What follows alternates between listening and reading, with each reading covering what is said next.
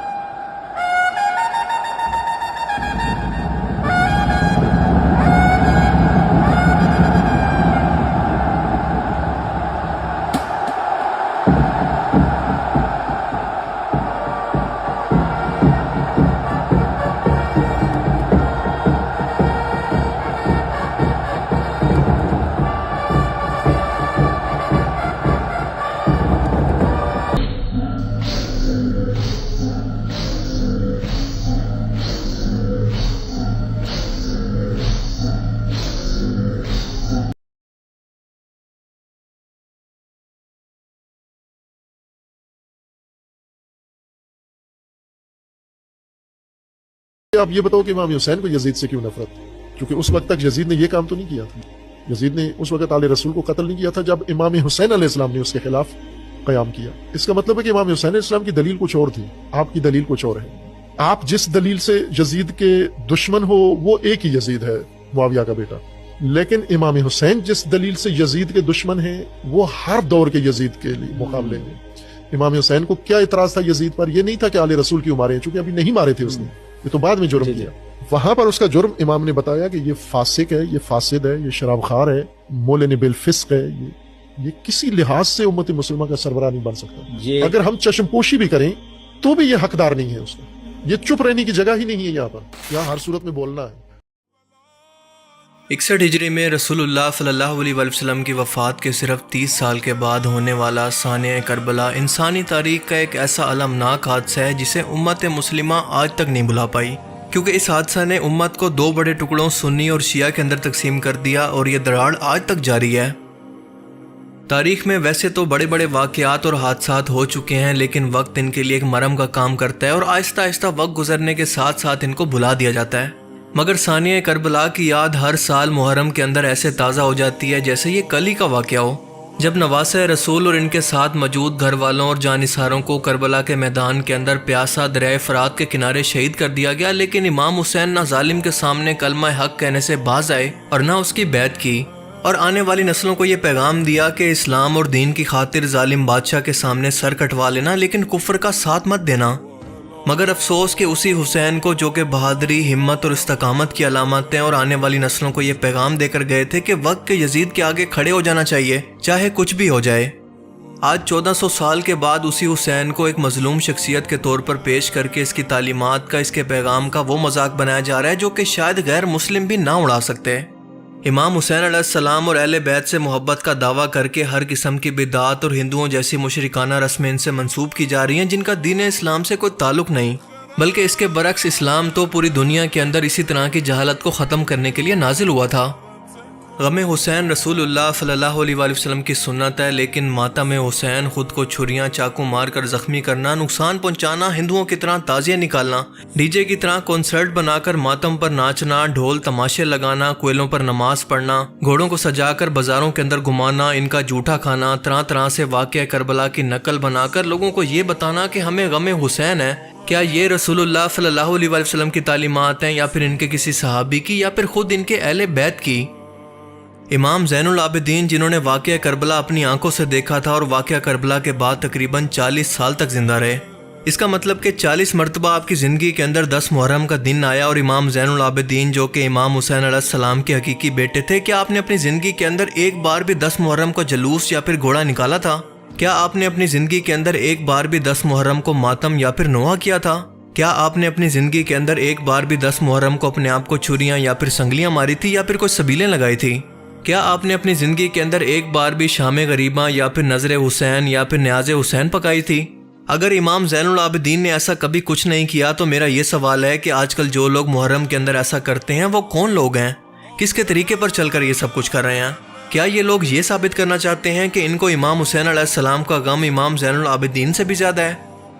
آپ ایک لمحے کے لیے ذرا سوچ کر دیکھیں کہ غیر مسلم جب اس طرح کے اسلام کو دیکھیں گے تو کیا اس سے متاثر ہوں گے یا پھر ہنس کر اس کا مذاق اڑائیں گے؟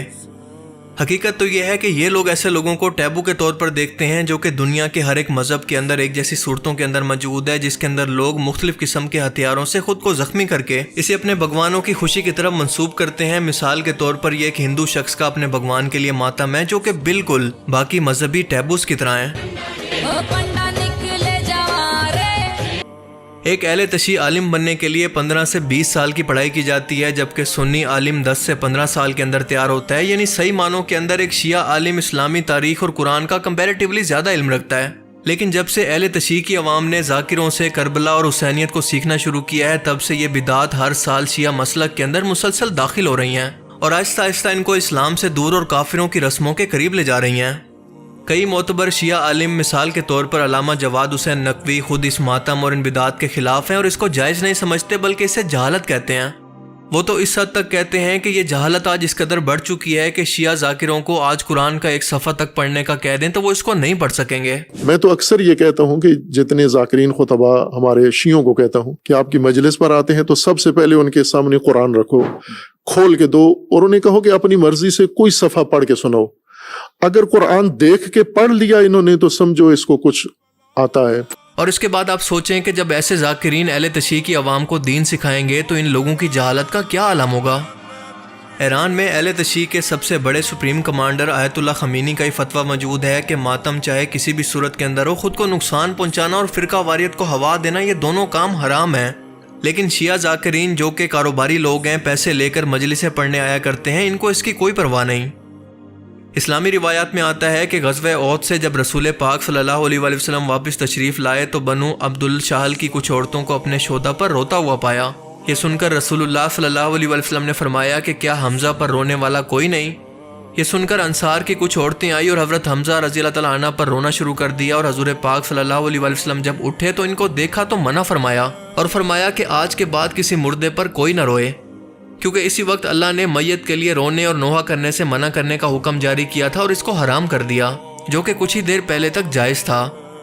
اللہ کے رسول نے پہلی بار حضرت حمزہ کی شہادت کے غم کے موقع پر یہ بات فرمائی تھی، اور اس کے بعد اللہ نے اس کو حرام قرار دے دیا، اور اس کے علاوہ باقی حدیثوں کے اندر بھی میت پر بآواز بلند گریہ کرنے، گریبان چاک کرنے اور گال پیٹنے وغیرہ سے منع کیا گیا ہے۔ اللہ پاک قرآن کریم کے اندر فرماتا ہے کہ ہم تمہیں ضرور کچھ خوف، بھوک اور تمہارے جان و مال اور پھلوں کی کمی سے آزمائیں گے، اور ان پر صبر کرنے والوں کے لیے بشارت ہے، جنہیں جب کوئی مصیبت پہنچتی ہے تو وہ کہتے ہیں کہ بے شک ہم اللہ ہی کے لیے ہیں اور اسی کی طرف لوٹنے والے ہیں۔ یہ مصیبت کتنی ہی بڑی کیوں نہ ہو، اس پر صبر کرنے کا حکم دیا گیا ہے، لیکن اس کی بجائے اپنے سر پر خاک ڈالنا، کپڑے پھاڑنا، ہائے وائے کرنا، منہ سینے پر تماچے مارنا، یہ سب کام صبر کے الٹ ہیں اور اللہ کے حکم کی ضد ہیں۔ حضرت عبداللہ بن عمر رضی اللہ تعالیٰ عنہ سے مروی ہے کہ اللہ کے رسول نے ارشاد فرمایا کہ جو شخص منہ پر تماچے مارے، گریبان چاک کرے اور زمانہ جاہلیت کی طرح چیخو پکار کرے، وہ ہمارے دین پر نہیں ہے۔ حضرت ابو ہریرہ رضی اللہ تعالیٰ عنہ سے مروی ہے کہ اللہ کے رسول نے فرمایا کہ دو چیزیں لوگوں کے اندر رائج ہیں، حالانکہ وہ کفر سے ہیں، حسب نسب پر لعنت کرنا اور میت پر نوحہ کرنا۔ لیکن آپ دیکھیں کہ کتنی دلیری سے یہ تمام بدعات اور حرام کام ہر سال مزید زور و شور سے جاری ہیں، کیونکہ کہتے ہیں کہ بدعت بانچ نہیں ہوتی، ہر سال ایک نیا بچہ دیتی ہے، اور اسی لیے ہر سال ہمیں پہلے سے زیادہ نئی بدعات اور ایسی رسمیں دیکھنے کو ملتی ہیں جو کہ کافروں کی رسموں اور دین کا حصہ ہیں۔ مثال کے طور پر اس سال حضرت فاطمہ کا مجسمہ بنا کر گلیوں میں گھمایا جا رہا ہے۔ اس کے علاوہ ڈھول بجانا، تازیوں کو ماتم کرتے ہوئے گلی گلی پھرانا، سینوں کو ہاتھوں یا زنجیروں سے پیٹ پیٹ کر اچھلتے کودتے ہوئے ماتم کرنا، تازیوں کی تعظیم کے لیے ان کے سامنے سجدہ ریز ہونا، تازیوں کے پاس پڑے ہوئے گرد و غبار کو اٹھا کر بطور تبرک سروں، چہروں اور سینوں پر ملنا، اپنے بچوں کو محرم کا فقیر بنا کر محرم کی نیاز کے لیے خاص قسم کے کالے کپڑے پہنا کر ننگے سر، ننگے پاؤں، گریبان کھولے ہوئے گلی گلی دوڑانا، اور طرح طرح کی لغویات اور خرافاتی رسمیں جو کہ مسلمانوں کے اندر جراثیم کی طرح پھیلتی جا رہی ہیں، یہ سب کے سب کام حرام ہیں اور اسلام کے اندر انتہائی سختی سے ان سے منع کیا گیا ہے۔ یہ سب زمانے جاہلیت کی نکالی ہوئی رسمیں ہیں جن سے توبہ کر کے خود کو بھی بچنا چاہیے اور دوسروں کو بھی بچانا لازمی ہے۔ اسی طرح سے عورتوں کے جلوس، تعزیہ دیکھنے کے لیے بے پردہ گھروں سے نکلنا، مردوں کے مجمع کے اندر چلنا اور تعزیوں کو جھک جھک کر سلام کرنا بھی حرام اور ناجائز ہے۔ پڑھے لکھے شیعہ عالم دین جن کی تعداد بہت کم ہے، جب اس سب پر اعتراض کرتے ہیں، اسے حرام کہتے ہیں، تو ان کے مسلک کے لوگ انہیں اپنانے سے انکار کر دیتے ہیں۔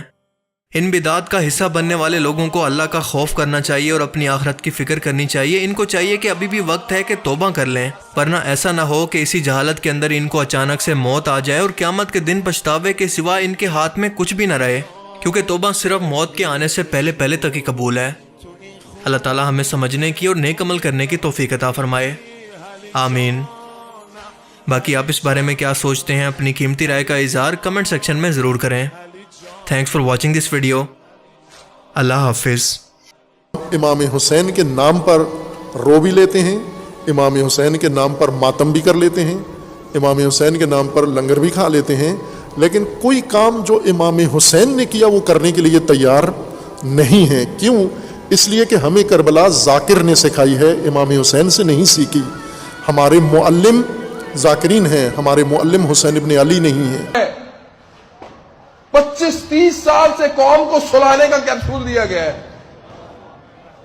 سو جاؤ، کوئی آ کر بات کرے تو بولو عزاداری کا دشمن ہے یہ. وہاں سے بھیجا جا رہا ہے اور ابھی تو پتہ نہیں کیا کیا چیزیں آئی ہیں. ابھی دیکھیے اگلے سال تک کیا کیا آ رہا ہے آپ کے سامنے. ابھی میں نے اپنے دوستوں کو شیئر کیے کچھ چیزیں جو وہاں اس سال کی گئی ہیں اور اگلے سال آپ کے یہاں انشاءاللہ امپورٹ کی جائیں گی. اور کس کے ذریعے سے امپورٹ کی جائیں گی خود ہی پہچان لینا. خواتین کا زنجیر کا ماتم آ رہا ہے. علی کے شیعہ کتنی شرم کا مقام ہے یہ.